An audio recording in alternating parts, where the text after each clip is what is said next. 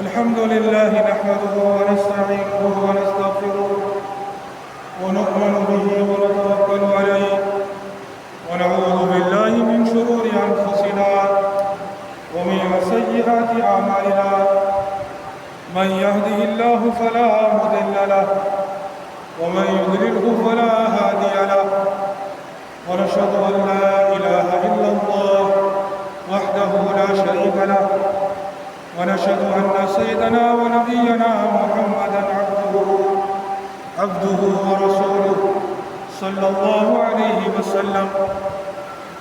أما بعد، أعوذ بالله من الشيطان الرجيم. بسم الله الرحمن الرحيم. يا أيها الذين آمنوا لا تقدموا بين يدي الله ورسوله واتقوا الله إن الله سميع عليم. وقال النبي صلى الله عليه وسلم: من أحدث في أمرنا هذا ما ليس منه فهو رد. من عمل عملا ليس عليه أمرنا فهو رد، أو كما قال عليه الصلاة والسلام. صدق الله مولانا العظيم وصدق رسوله النبي الكريم ونحن على ذلك من الشاهدين.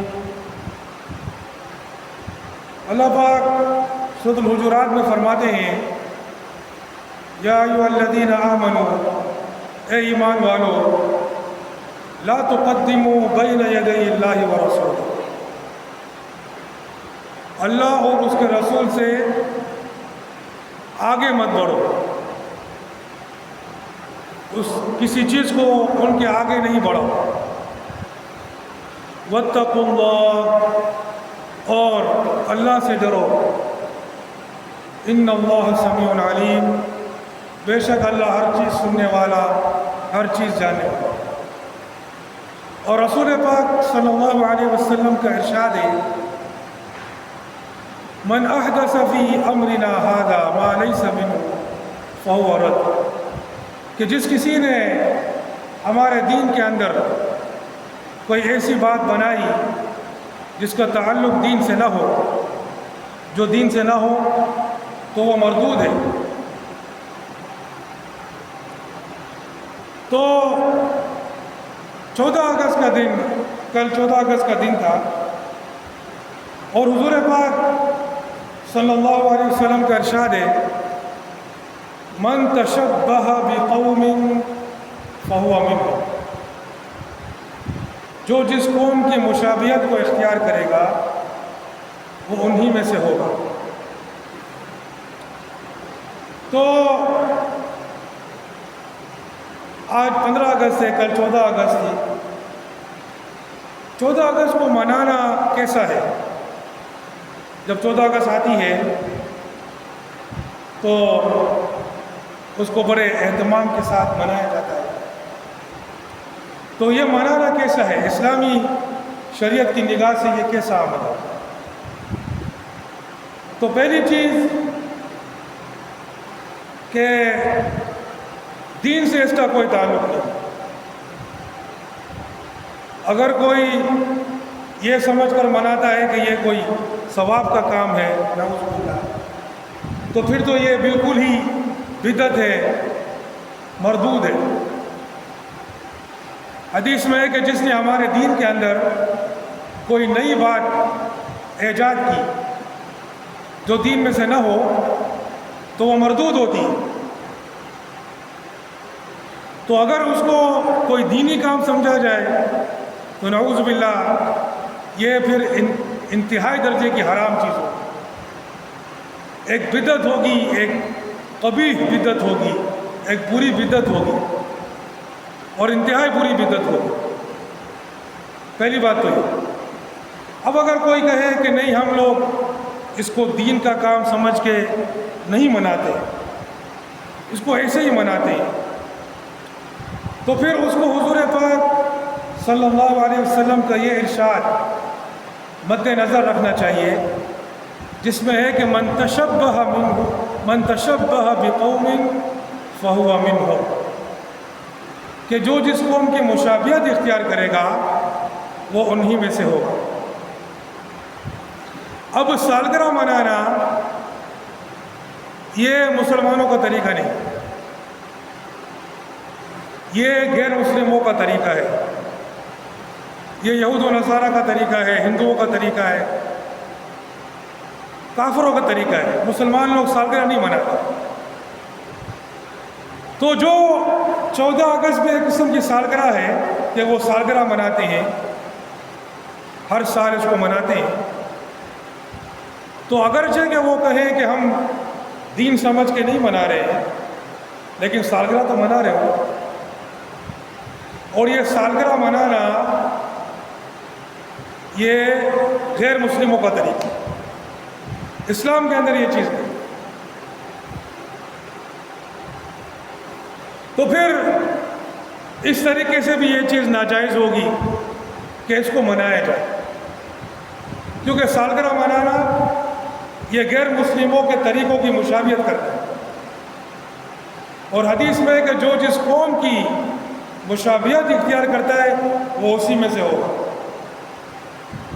تو جو یہ سالگرہ مناتا ہے گویا کہ وہ اپنے آپ کو کافروں میں شامل کرتا ہے، ان کی مشابہت اختیار کرتا ہے، تو اس لحاظ سے بھی یہ چیز ناجائز ہوگا۔ اب بڑی افسوس کی بات ہے اور ساتھ میں دوگلی بات بھی ہے کہ بعض بڑے بڑے مدارس جو ہیں، جیسے دارالعلوم جو ہے، وہ 14 اگست کو مناتے ہیں، اپنے مدرسے کے اندر مناتے ہیں، لیکن جب کوئی ان سے پوچھے کہ کیا حضور پاک صلی اللہ علیہ وسلم کا جو ولادت کا دن ہے کیا اس کو منانا چاہیے، تو وہ کہیں گے نہیں، اس کو نہیں منانا چاہیے۔ کیوں نہیں منانا چاہیے؟ کیونکہ حضور پاک صلی اللہ علیہ وسلم نے اس کو نہیں منایا، صحابہ کرام نے اس کو نہیں منایا۔ بالکل صحیح بات ہے، تو پھر 14 اگست کو کیوں مناتے؟ اب اس بات کا جواب ہے، تو یہ منافقت والی پالیسی ہے کہ ایک طرف 14 اگست کو منا رہے ہیں اور دوسری طرف جو ہے وہ کہہ رہے ہیں کہ حضور پاک صلی اللہ علیہ وسلم کی ولادت کے دن نہیں مناؤ۔ تو بات یہ ہے کہ دونوں نہیں مناؤ، کیونکہ حضور پاک صلی اللہ علیہ وسلم نے اپنی ولادت کا دن بھی نہیں منایا، اس دن کوئی جشن نہیں منایا، کوئی عید نہیں منائی، اور نہ جو ہے کسی اور طریقے کا سالگرہ کا دن منایا، تو پھر 14 اگست کیوں مناتے؟ وہ بھی نہیں مناؤ نا، وہ بھی تو مسلمانوں کا طریقہ نہیں ہے، مسلمانوں کا شیوا نہیں۔ اچھا، دوسری بات قرآن میں ہے وَلَا تُبَذِّرُوا تَبْذِيرًا، کہ فضول خرچی نہ کرو، فضول خرچی نہ کرو۔ ان المبذرین کانوا اخوان الشیاطین، بے شک فضول خرچی کرنے والے شیاطین کے بھائی ہیں۔ اب اس 14 اگست کے نام پر اربوں روپے خرچ کیے جاتے ہیں فضول میں، جس کا کوئی فائدہ نہیں ہے، نہ دنیا میں نہ آخرت۔ ایک جشن منایا جاتا ہے اور طرح طرح کے لباس خریدے جاتے ہیں، جھنڈیاں خریدی جاتے ہیں، جھنڈے خریدے جاتے ہیں، ہوائی فائرنگ ہوتی ہے، آتش بازی ہوتی ہے، اور بڑے بڑے جلسے جلوس منعقد ہوتے ہیں، سب کے سب خرافات، اربوں روپے خرچ ہو جاتے ہیں۔ یہاں پر عوام جو ہے وہ بھوک سے پریشان ہے، ان کے پاس میٹھا پانی پینے کو نہیں ملتا ہے، ان کے پاس گیس نہیں ہے، ان کے پاس بجلی نہیں ہے، اور یہاں پر یہ اربوں روپے اس فضول خرچی میں خرچ کر، اور فضول خرچی کرنا حرام۔ اللہ پاک نے فرمایا وَلَا تُبَذِّرُوا تَبْذِيرًا، اور فضول خرچی نہ کرو، ان المبذرین کانوا اخوان الشیاطین، کہ بے شک فضول خرچی کرنے والے شیاطین کے بھائی۔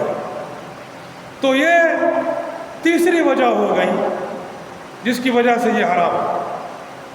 پہلی کہ اگر دین سمجھ کے کیا جائے تو سراسر بدعت، دوسری غیر قوموں کے ساتھ مشابہت، تیسری فضول خرچی۔ اب بیان کو مکمل کرنے سے پہلے تھوڑا سا پس منظر کا بھی جائزہ لے لیتے ہیں۔ 14 اگست کا دن کہا جاتا ہے کہ یہ پاکستان کی آزادی کا دن۔ تو کیا واقعی میں یہ پاکستان کی آزادی کا دن ہے؟ پہلے یہ بھی تو دیکھنا چاہیے نا۔ تو پاکستان جو بنا تھا، پاکستان کا مطلب کیا؟ لا الہ الا اللہ محمد رسول اللہ صلی اللہ علیہ وسلم۔ تو پاکستان بنا تھا کہ اللہ کا قانون ہوگا، اللہ کی شریعت کا نفاذ ہوگا۔ آج تک پاکستان میں اللہ کی شریعت کا نفاذ نہیں ہے۔ وہی برطانیہ کا قانون، وہی انگریزوں کا قانون جو 14 اگست 1947 سے پہلے تھا، آج بھی وہی پارلیمانی نظام جو کہ 14 اگست 1947 سے پہلے تھا، آج بھی وہی۔ اور اس کے علاوہ پاکستان کی معیشت، پاکستان کی داخلی پالیسی، پاکستان کی خارجی پالیسی، پاکستان کی فوج اور اس کی ایجنسیاں، سب کے سب جو ہیں وہ باہر سے کنٹرول ہوتے ہیں۔ امریکہ اس کو کنٹرول کرتا ہے، اس کو اقوام متحدہ کنٹرول کرتی ہے، اس کو ورلڈ بینک کنٹرول کرتی ہے، IMF کنٹرول کرتی ہے۔ تو پھر یہ کس قسم کی آزادی؟ یہ تو آزادی نہ ہوئی، یہ تو ایک دھوکہ ہوا۔ یہ اس کو ہٹاؤ، یہ تو ایک دھوکہ ہوا۔ تو اس بات کو سمجھ لو کہ آزادی نہیں ہوئی۔ آزادی تو جب ہوگی جب ہم خود مختار ہوں، ٹھیک ہے، ہمارے اوپر نظام اسلامی نظام ہے، اللہ کا نظام ہے، جس مقصد کے لیے پاکستان کو بنایا گیا وہ مقصد پورا ہو۔ اچھا، دوسری بات یہ بتا دوں کہ پاکستان کا مطلب کیا؟ لا الہ الا اللہ، یہ جو نعرہ لگایا گیا تھا، یہ اس وقت عوام کو دھوکہ دینے کے لیے تھا۔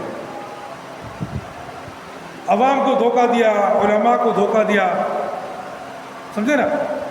اصل میں تو مقصد تھا ہی نہیں کہ اسلامی نظام قائم کرنا ہے، یہ مقصد نہیں تھا۔ ابھی تک صاف نہیں ہوا،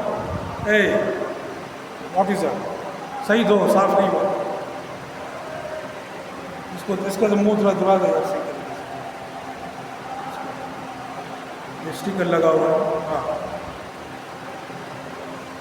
پاکستان بنانے کے پیچھے جو تنظیم تھی جس کو مسلم لیگ کہتے تھے، مسلم لیگ کے جو کارکنان تھے وہ کون تھے؟ وہ اکثر و بیشتر علی گڑھ سے فارغ تھے، علی گڑھ یونیورسٹی۔ علی گڑھ یونیورسٹی کو کس نے بنایا تھا؟ سید احمد خان نے۔ اور سید احمد خان انگریزوں کا وفادار تھا، وہ زندیق آدمی تھا، ملحد آدمی تھا، وہ اس کے عقائد قرآن و حدیث کے بالکل خلاف تھے، وہ نیچریت کا قائل تھا۔ قرآن کی کتنی چیزیں ہیں جس کا وہ انکار کرتا تھا، فرشتوں کا انکار، پتہ نہیں کس چیز۔ تو سید احمد خان جو کہ انگریزوں کا وفادار تھا، اور 1857 کی جو جنگ ہوئی تھی، جنگ آزادی، اس میں اس نے انگریزوں کا ساتھ دیا تھا۔ اس نے یہ یونیورسٹی بنائی تھی، علی گڑھ یونیورسٹی، تاکہ بر صغیر کے اندر انگریزی تعلیم کو فروغ دے، اور مسلم لیگ کے جو کارکنان تھے وہ وہاں سے نکلتے تھے۔ اس یونیورسٹی سے نکلتے تھے. تو جس چیز کی بنیاد ہی انگریزوں کی وفاداری پر ہو اس سے تم کیا توقع کرتے؟ لیاقت علی خان، اس کا خاندان انگریزوں کا وفادار تھا. نواب عبد الوقار ملک انگریزوں کا وفادار تھا. جناح خود انگریزوں کا وفادار تھا. تو یہ سارے لوگ جو ہے انگریزی تعلیم یافتہ، علی گڑھ سے پڑھے ہوئے، اس کے بعد انگلینڈ جاتے تھے، وہاں سے تعلیم حاصل کرتے تھے، پوری طرح انگریزوں کے رنگ میں رنگے ہوئے تھے. اچھا، پھر یہ کون تھے، کون لوگ تھے مسلم لیگ کے اندر؟ اگر مسلم لیگ کے لوگوں کا تم تجزیہ کرو تو اس میں آغا خانی، شیعہ، بوہری، قادیانی، اس قسم کے لوگ تھے. اس قسم کے لوگ اس کے اندر تھے. تو جو لوگ مسلمان ہی نہ ہوں، جو لوگ مسلمان ہی نہ ہوں، صرف نام کے مسلمان ہوں، ان کے عقائد، ان کے نظریات سراسر اسلام کے خلاف کفر پر مبنی ہوں، ان سے کیا توقع کر سکتے ہو کہ وہ پاکستان کے اندر اس مقصد کے لیے حاصل کریں گے کہ اسلامی نظام یہاں قائم کریں گے؟ ایسا کچھ بھی نہیں. یہ سب کے سب دھوکہ تھا، فریب تھا. تو اس بات کو سمجھو. اور آج تک دیکھو اسلامی نظام یہاں پر قائم نہیں ہوا، وہی نظام چلا. اور جو اسلامی نظام کا مطالبہ کرتا ہے اس سے دشمنی کی جاتی ہے، اس کو ختم کرنے کی فکر کی جاتی ہے. تو یہ اسی بات پر مبنی ہے، اسی بات پر بنایا گیا. تو 14 اگست کی حقیقت بھی کوئی نہیں، منانا تو دور کی بات ہے. اگر حقیقت بھی ہوتی تو بھی منانا جائز نہیں ہوتا، اس لیے کہ سالگرہ منانا اسلام کا طریقہ نہیں. ہم حضور پاک صلی اللہ علیہ وسلم کی ولادت کا دن کیوں نہیں مناتے؟ اسی لیے کہ یہ اسلام کا طریقہ نہیں ہے سالگرہ منانا. ہم ابوبکر صدیق کا دن کیوں نہیں مناتے؟ عمر فاروق کا دن کیوں نہیں مناتے؟ اس لیے کہ ہم اپنی سالگرہ کیوں نہیں مناتے؟ اس لیے کہ یہ اسلام کا طریقہ نہیں. تو نہ صرف یہ کہ اسلام کا طریقہ نہیں ہے، بلکہ اس کی حقیقت بھی کوئی نہیں. حقیقت بھی یہ ایک جھوٹ ہے، ایک دروغ ہے. دادا بارہ حقیقت نشتے، ہاں دا دروغ ہے. دا 14 اگست دروغ ہے، حقیقت نشتے، حقیقی آزادی نشتے. دا شان نظام ہے، برطانیہ شان نظام ہے، انگریزی شان نظام ہے. اس حد تک پاکستان مانے دا شان نظام، اسلامی نظام نہ را کرے.